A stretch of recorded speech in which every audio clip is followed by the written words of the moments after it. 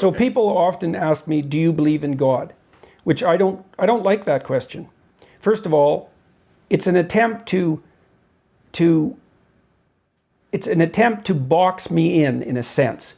And the reason that it's an attempt to box me in is because the question is asked so that I can be firmly placed on one side of a binary argument. And the reason I don't like to answer it is because A, I don't like to be boxed in, and B, because I don't know what the person means by believe or God. And they think they know. And the probability that they construe belief and construe God the same way I do is virtually zero. So it's a question that doesn't work for me on multiple levels of analysis. But strangely enough, just as we were talking, the answer to that question popped into my head. I act as if God exists. Now you can decide for yourself whether that means that I believe in him, so to speak. But I act as if he exists.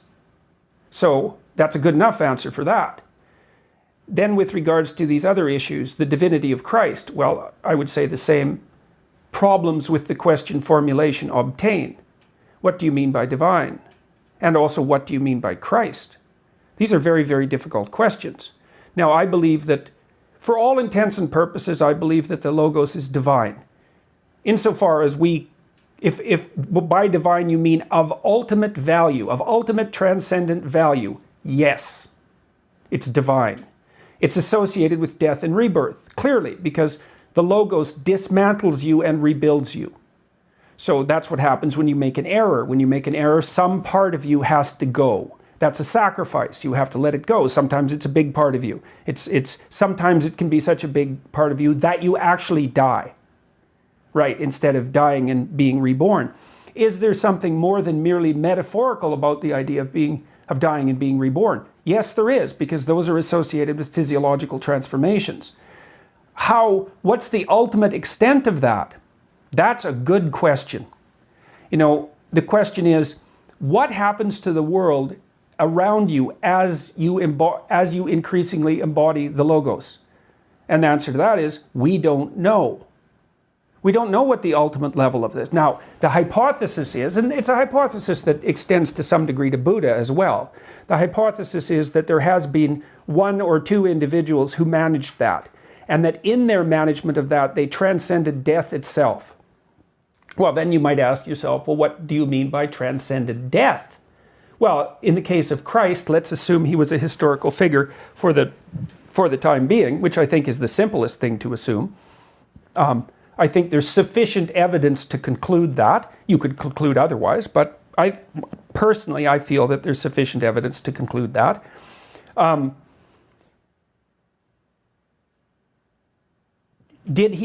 Is his resurrection real? Well, his spirit lives on. That's certainly the case.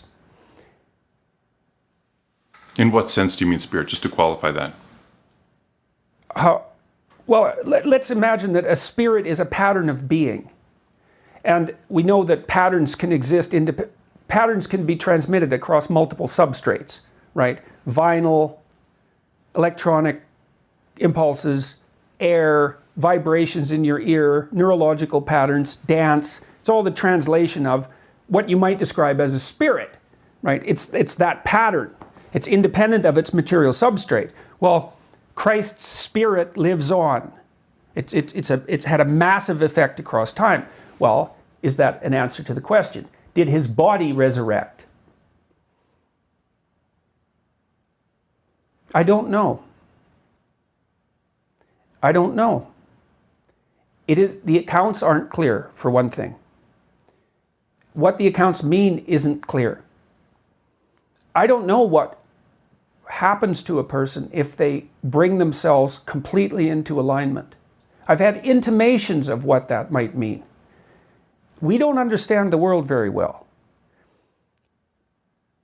We don't understand how the world could be mastered if it was mastered completely. We don't know how an individual might be able to manage that. We don't know what transformations that might make possible.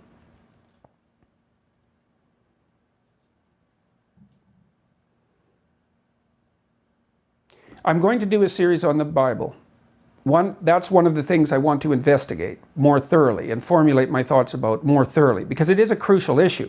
A friend of mine said, and I wouldn't describe him, he's certainly not the sort of person that you would describe as a classic Catholic. He's an extraordinarily well-educated individual, and he's come back to Christianity with the most vicious of internal battles, and he said to me, he was the same person who made the comments earlier about the dominance hierarchy, and so he's very insightful. Now, he said that it all falls apart unless you believe in the divinity of Christ and in the resurrection of Christ. And he meant that in a very fundamental way. And there's a way in which that's true, but I don't know exactly what it means yet. Like, the metaphorical element of that to me is quite clear. The death and rebirth idea, yeah, I mean, you see that echoed all over. It's the most recent manifestation of that idea or one of the most recent manifestations, popular manifestations, is in the Harry Potter series, because it's full of deaths and rebirths of the central hero. Is it not a manifestation of hope for something beyond the finality with which of which we've become inescapably conscious? Well, yes, and of course that's the Freudian critique, right? He just thought about it as a wish fulfillment. Although the problem with that theory is, well, people also generated up the idea of hell, which doesn't, you could say, well, that's a convenient place to put your enemies and still put it in the wish fulfillment framework, but I think that's absurdly cynical. I mean, right. People who believe in hell are terrified of hell for themselves, and in my estimation, they should be, because I also believe in hell, although what that means, again, is, subject to interpretation. Lots of people live in hell, and lots of people create it. But beyond the sort of the basic Freudian, snide interpretation, is it not a belief in the identification with something that transcends your limited existence? Yes, definitely. But it's funny too, because in the more Christian formulations, there's an insistence on the resurrection of the body, which I find extremely interesting. Even the, say, more sophisticated deist types are kind of willing to go along with the idea that there might be something eternal, transcendent about consciousness, or about the spirit or the soul, something like that. But they're certainly not willing to go beyond that. But there's this very peculiar emphasis in Christianity on the resurrection of the body, which is a glorification of the body, which is quite interesting. It's not something you want to dismiss so rapidly, because it is a glorification of the body and an indication of the necessity of the body, of that limitation. Could that not be an instance of what we were describing earlier in terms of a specific instantiation of a general principle? Yeah, right. And it's the instantiation itself that makes it real. The body is the most real thing that we experience on an individual. Right. Well, and it's real in part because it's limited. Right? It has limitations. So the focus on the mythological representation of the body as resurrected is saying this is more real. This is just as real as you can imagine. Yes. Well, it's an elevation of the material, interestingly enough, right? Not a denial of the material, an elevation of the material. It's a very interesting idea. And as I said, I want to explore that more, because I'm not fully comfortable with my ability to bridge the gap between the metaphorical and the real, although I think that the way that I described it is as close as I can come right now. Magical things happen as the logos manifests itself. Now, that's self-evidently true. When people... And when you say magical, you mean magical for all intents and purposes in terms of our perception as relatively naive human consciousness, or magical in, like, rabbits out of hats? Well, certainly the former. And God only knows about the latter. So, that takes us afield into strange areas. Like Jung's observations of synchronous events, for example. Yes. We don't understand the world. Like, I do think the world is more like a musical masterpiece than it is like anything else. And things are oddly connected. Now, I know that sounds new agey and it sounds metaphysical, and I'm saying bluntly, this is speculative, right? I'm feeling out beyond the limits of my knowledge. But there are things I'm not willing to dismiss the mysterious, because I've experienced the mysterious in a variety of different ways, and it's very mysterious, very.